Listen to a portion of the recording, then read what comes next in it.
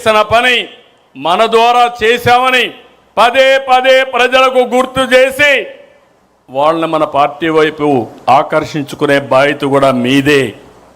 Vote నమోదు కార్యక్రమం పైన కూడా శ్రద్ధ పెట్టండి. సర్ వస్తూ ఉంది. దీనిపైన బిఎల్ఓలతో కోఆర్డినేట్ చేసుకోవాలి. స్పెషల్ ఇన్సెంటివ్ రివిజన్లో అందరూ భాగస్వాములు కావాల్సిన అవసరం ఉంది. ఇక్కడ మీకు ఒక విషయం చెప్తున్నాను. వేరే పార్టీ వాళ్ళు తప్పులు చేసి ప్రజలు వాళ్ళు అంతేలే అనుకుంటారు.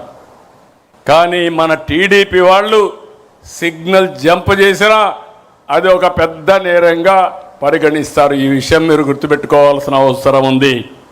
అది మన పార్టీ విశ్వసనీయత, అది మన క్రెడిబిలిటీ. ఇంకో పక్క మొన్న ఎన్నికల్లో అఖండ మెజార్టీతో గెలిచాం. ఇది మీరందరూ గుర్తుపెట్టుకోవాల్సిన అవసరం ఉంది. కూటమి ధర్మాన్ని పాటిద్దాం. మిత్రపక్షాలతో ఐక్యంగా సఖ్యతతో ఉందాం. మళ్ళీ రేపు ఏ ఎన్నికలు పెట్టినా ఆనాటి కంటే ఎక్కువ ఓట్లు సాధిస్తే అది మన పర్ఫార్మెన్స్. తక్కువ వస్తే ఎక్కడో లోపం జరిగింది, ఆ లోపాన్ని కరెక్ట్ చేసుకోవాల్సిన అవసరం ఉంది.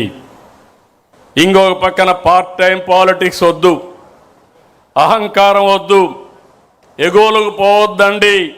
ఈ విషయం అందరం గుర్తుపెట్టుకోవాల్సిన అవసరం ఉంది. అధికారం శాశ్వతం కాదు. ఎప్పుడు కూడా మీరు మెయింటైన్ చేసే రిలేషన్సే పర్మనెంట్. మనం ఇచ్చే గౌరవమే మనకు శ్రీరామ రక్ష. అందుకే మీ అందరిని కోరుతున్నా, ప్రతి నాయకుడు కార్యకర్త జనంతో మమేకం కావాలి. ప్రభుత్వానికి పార్టీకి వారధిగా ఉండాలి. మన కళ, మన కర్తవ్యం, మన కృషి.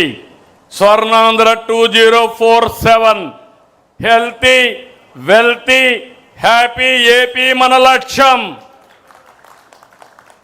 మహానాడు సాక్షిగా తెలుగు జాతికి పునరంకితం అవుదాం. 2 రోజులు చర్చిద్దాం. చర్చించిన తర్వాత ఏ విధంగా చేయాలనో వారి వారి స్థాయిలో వారు ముందుకు పోవాల్సిన అవసరం ఉంది. అవకాశాలు వస్తాయి.